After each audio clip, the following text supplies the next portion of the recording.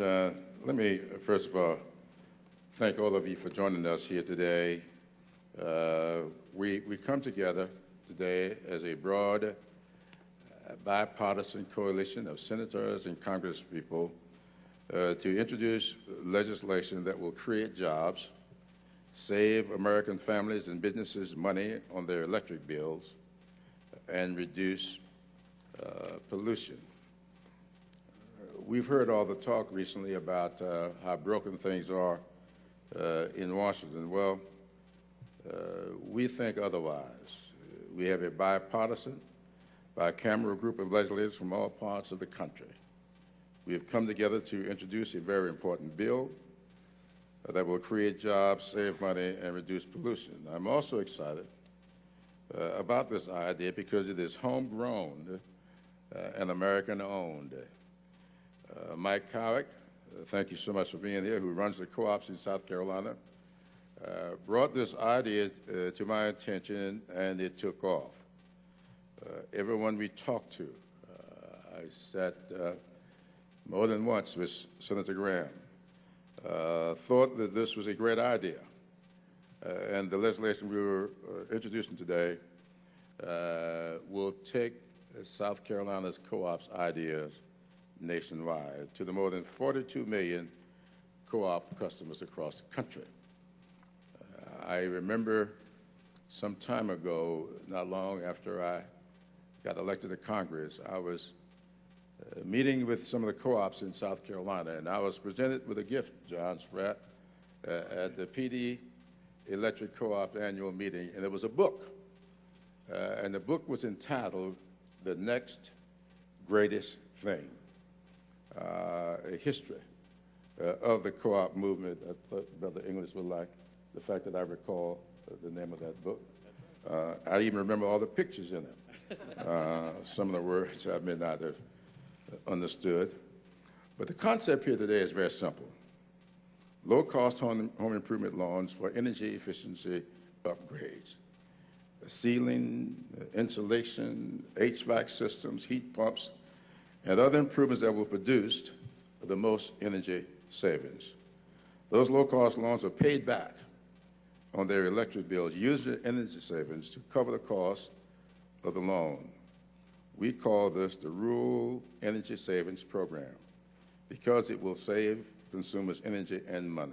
More importantly, it will put people back to work, and my colleagues are here today to discuss this aspect more fully. I will introduce each one of them as they come to the podium, and let me begin by introducing the senior senator, if you can believe that, from South Carolina, Lindsey Graham. Thank you, Jim. Okay. If I can repeat my predecessor, I got 46 more years to visit with y'all. I think I'm genetically term limited. Jim brought this to me, I don't know how long ago, and I just thought it was a marvelous idea. Growing up in rural South Carolina, a small town, my family lived in the back of the restaurant, liquor store that we owned, and I remember buying a single-wide mobile home, and that was a big deal. And eventually we went to a double-wide. Only in America can you do that. But the bottom line is, in rural South Carolina and rural America, there's a lot of homes out there with some help can become more energy efficient and lower the cost to the consumer. You know, I feel like I'm at Home Depot today, but Owens Corning and the co-ops have a big interest in South Carolina. And the money that we will make available to be lent by the co-ops will go to some of the most trustworthy people in America. They will pay you back. And the cost of this bill over a 10-year period is negligible to the taxpayer. The benefit to job creation is enormous. This is smart policy where you can take a small amount comparatively of federal dollars, invest it into the economy, empower people to help themselves. We'll be more energy independent because we'll be less dependent on fossil fuels. We'll have people living in better homes, warmer homes, and we'll lower the cost of them. And to the co-ops in South Carolina, you have been forward-thinking on this. To Glenn and your association, this is a marvelous idea. To my good friend Jim Clyburn and John Spratt, this shows what is possible in Congress if people who know each other and like each other will work together, and I am proud to be your partner here. Good. Thank you. Thank you, Senator Grimm. Senator Merkley? Thank you so much, and it's terrific when we have a bipartisan, bicameral idea, and it's no accident that this idea came from the people of America. When I've been out talking with folks in Oregon about the challenge of energy savings, they said, you know, we could do so much if we had a low-cost loan program, but we just can't afford the upfront costs of those double-pane windows, or that insulation, or that energy-saving heat pump. And indeed, the other idea that came in is if we could do this conveniently on our electric bill, or we would then be able to see the savings, our bill goes down right from the beginning, we have a better house, a house worth more, a more comfortable house, and we're saving money, and we've put people to work. This is indeed part of a jobs agenda of putting folks to work in America and being smart on energy policy. So I just want to note these interest loans, these low interest loans, 3% loans, that is a great deal, and that will fuel so much work getting done, and I think it addresses a key component. Now, this is a part of a trio of bills. We have Homestar, if you will, focusing on homes outside the co-op world, and Building Star outside the co-op world, and now I like to call it Rural Star. It's not the official name, but it is a key component of reaching so many Americans, and the customers are both individual families and businesses of the co-op. So I salute all of the partners who have come together to make this happen. This is a huge bicameral, bipartisan solution of the sort of common sense problem solving Americans are looking for. Thank you. Thank you very much, Senator Dan Ellis. Thank you so much from Climate Master. Well, first, Climate Master would like to thank the sponsors for their leadership, and we fully support the passage of this bill. Although tax incentives for many energy efficiency improvements, such as geothermal heat pumps, are available now, the lack of financing in the public sector has really been limiting the investments in these technologies. This bill is going to create jobs.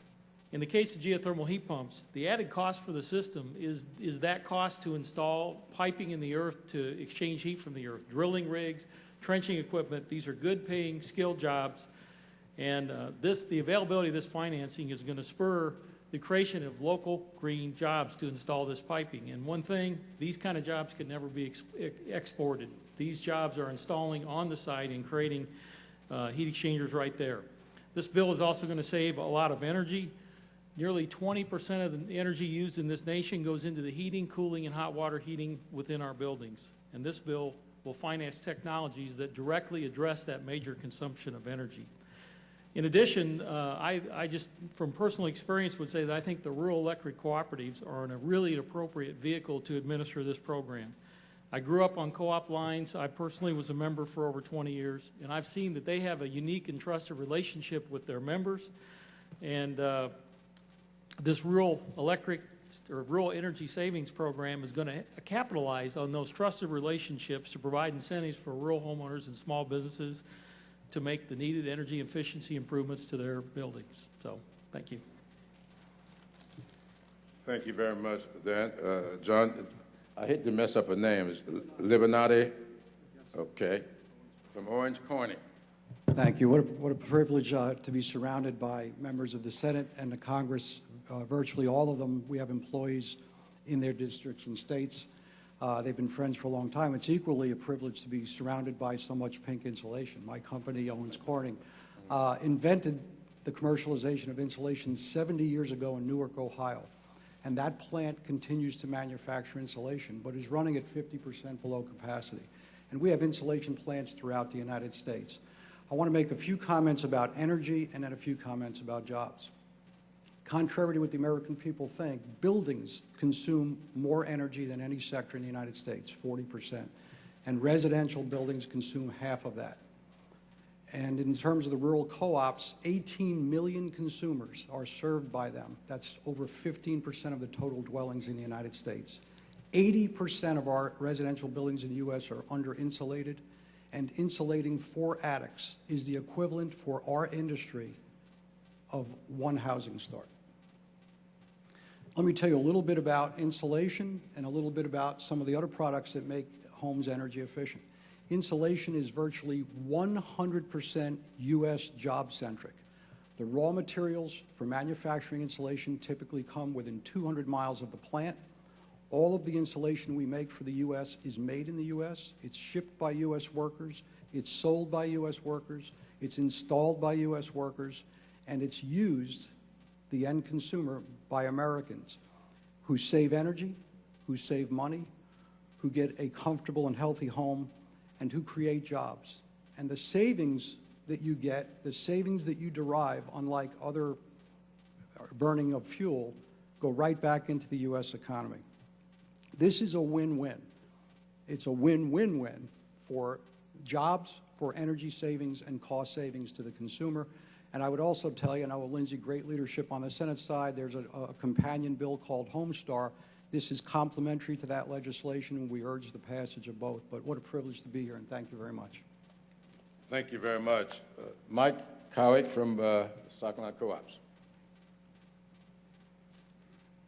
Again, what a privilege to be here. I represent 700,000 homes, or people, excuse me, in South Carolina that receive their electricity from a co-op. They would be so proud of you, Senator Graham, Congressman Spratt, Congressman Clyburn, and my counterparts in Oregon and in Virginia would feel the same, Senator Merkley, Representative Perriello. We've talked for the last several years about the cost of energy and the price of electricity, and we promise folks we feel like help is coming. We feel like Congress will recognize the need to address the availability of electricity, making sure it's plentiful, but also making sure it's affordable. This bill is a very unique opportunity for Congress to do that. It's going to do three things. It's going to help families use less electricity and to have more money available for housing, groceries, and the necessities of life, like that couple I met in Marion County who had 15 prescriptions, and the best they could do was reach into a bag and pull out 5 each month and pay them because they had to pay for a power bill that was so high. It's going to assert our nation's energy independence, Senator Graham. You're fighting terrorism when you do this. We're going to protect our environment. Some of the strongest supporters for our program in South Carolina is the conservation community. Had emails today from the League of Conservation Voters and from also the Coastal Conservation League saying, good luck, we're with you. This presents real opportunity. As cooperatives, we cannot afford to squander this opportunity by not working hard to make the program successful. But more importantly, we can't squander precious federal dollars. They can't be wasted. We need to take charge of this. I think the program will work. When implemented, this program will include very strong internal management controls, very strong external management verification systems to be run by RUS USDA to ensure that the improvements are done correctly and that the energy savings materialize. Folks are used to in this business sometimes being overpromised and then underdelivered. This program provides verification of that to the individual consumer and also to the government. It will work because the cooperatives have the capacity to make it work. Glenn, we were the ones that served 70% of the nation's land mass, and we brought the lights to the country on the heels of the Depression. We took on that responsibility. We can make this work. I wish my friend from New Hampshire was here today, and Senator Shaheen is one of the sponsors. They've been working a program in this on the commercial side for 10 years. They can just adjust this to scale. We can do the same thing in South Carolina. There are programs in Kansas and Georgia and other places, Oregon, that we can adjust to scale. We've been doing this. We've been doing audits for generations. And finally, we're going to make this work because the co-ops are on the hook for the repayment of the loan. Again, this is not a giveaway, it is a loan. And to the extent the consumer doesn't get value, is unhappy, or doesn't pay it, your local co-op is. And we're democratically controlled, and our boards get it, our management get it. We want our folks to be happy. Thank you again for letting me be here today. Thank you. Glenn English, a former member. Thank you very much, Congressman Clyburn. I appreciate that fact that this is coming at a very unusual time, particularly when we consider the fact that this is the 75th anniversary of the partnership that was formed between the people of this country in rural America and the United States government. And of course, through the creation of the REA, it made it possible for us to electrify rural America. This is a very similar kind of project, which is basically an undertaking to make certain that we have energy-efficient homes, the most energy-efficient homes that we can throughout this country. Electric cooperatives are not-for-profit, consumer-owned organizations. And as such, we obviously respond to our people. This gives us an opportunity to keep the electric bills as low as we possibly can. It gives us the opportunity to avoid building power plants, which will be extremely expensive and have the potential of increasing electric bill costs to our membership. This gives us the opportunity to obviously make a significant contribution to our nation, as we did some 75 years ago. But I also want to underscore this is not going to be something that's easily done. We've been involved in energy efficiency for some time, and individual cooperatives have been playing a role. What we're talking about here, what South Carolina is talking about, is undertaking this on a massive scale, where all the electric cooperatives in the entire state of South Carolina are going to move forward together to bring energy efficiency to their membership in that state. And it has been pointed out, this is not a grant, this is a loan. And each one of the electric cooperatives who participate in this program will in fact be obligated to repay those loans. And in fact, they don't even receive the money until after the work is done. And they submit the receipts for the cost. So this is really going to be tough as far as electric cooperatives are concerned. It's not going to be without expense for the electric cooperatives. And it's going to be very difficult to move on the kind of broad scale that is being envisioned, certainly by the state of South Carolina, but cooperatives throughout this country. But the bottom line is it's good for our membership and it's good for the country. It's good for the people of this nation to make certain that we're getting the maximum efficiency we can out of the generation of electric power for this country. So for that reason, electric cooperatives all across this nation are endorsing this effort and endorsing this legislation. Thank you very much. Thank you, Glenn. You've teed that up very well for my colleague from South Carolina, John Spratt. Jim Clyburn, thank you, sir. It's been a year at least when Mike Cowick first came to my office, very much and very deeply concerned about the clean energy requirements and the green energy requirements and the alternative fuel requirements that appeared to be about to be legislated into law.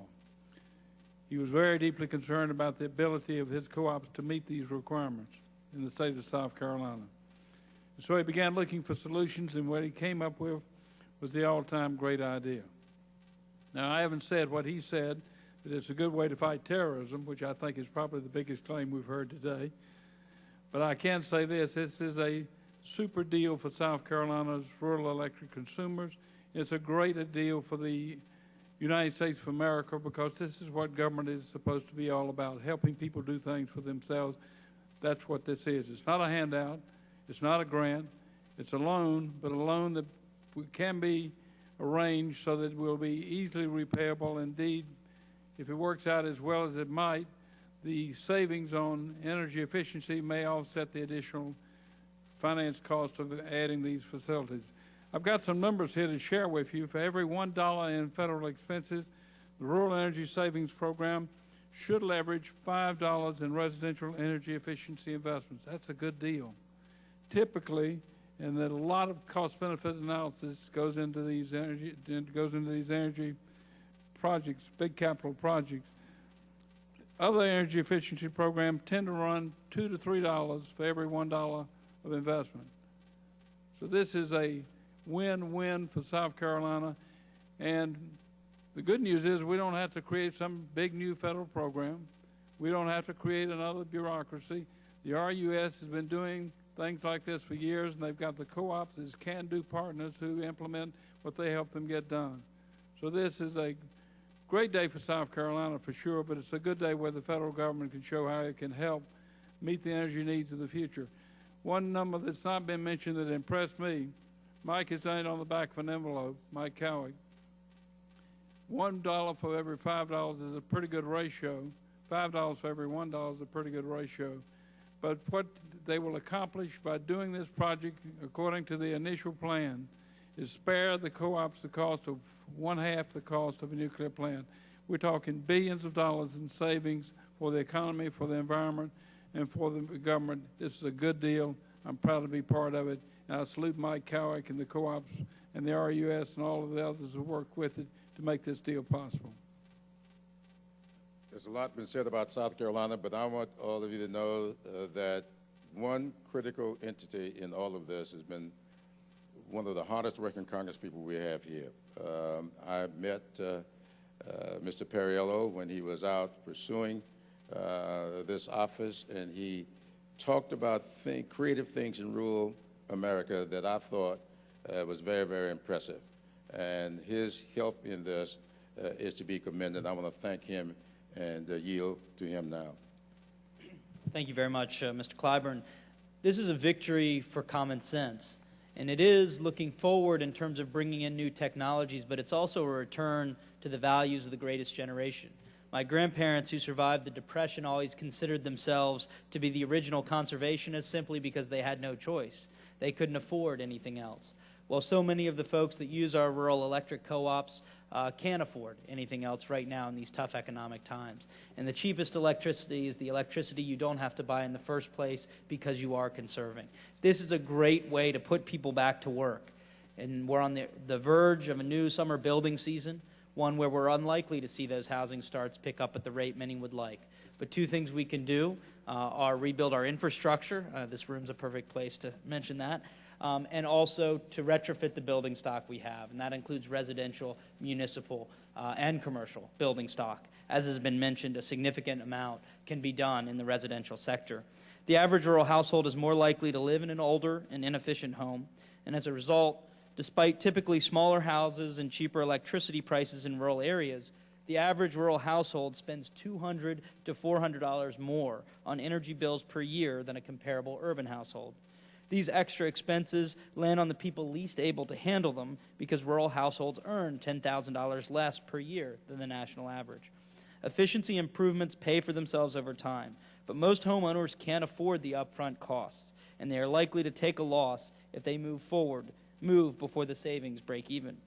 Co-op programs remove those barriers. Low-cost financing eliminates the upfront cost, and attaching the loan to the meter passes both the loan and the energy savings on to the next homeowner. So we're increasing the value of our rural housing stock as well as putting more money in people's pockets. Co-op service areas are typically among the most coal-dependent in the country, and as a result, energy savings in co-op areas will have a disproportionately significant reduction in carbon pollution while saving money and creating jobs. It's great to see that the parties can come together on something that isn't really bipartisan as much as it's post-partisan. It just makes sense, and it's the right thing to do, and I'm proud to be part of it. Thank you very much. Congressman Whitfield had a meeting. He hadn't gotten here yet. Let me now yield to John Coward from Third Way. Thank you. I think I'm batting cleanup, so I'll be very brief. I want to thank House Majority Whip Clyburn, Congressman Spratt, Perriello, Senators Graham and Merkley, and others for introducing this legislation. We've also been delighted to partner with NRECA in developing this idea. At Third Way, we believe strongly that the choice between economic growth and effective energy policy is a false one. This innovative proposal demonstrates that clearly. It shows we can create jobs and save energy. It also shows, as many of the speakers have said, that even now, good ideas can transcend partisanship and party. As the final speaker, I want to wrap up this press conference with a bold prediction. With this bipartisan, bicameral group of deeply committed leaders behind this proposal, and with the promise of jobs, carbon cuts, and real cost savings to consumers, this group will soon be assembled again for another press conference. The difference, that one will be in the Rose Garden at a signing ceremony. Thank you. Thank you very, very much. I think everyone here had a chance to speak. Any questions? Yes, ma'am.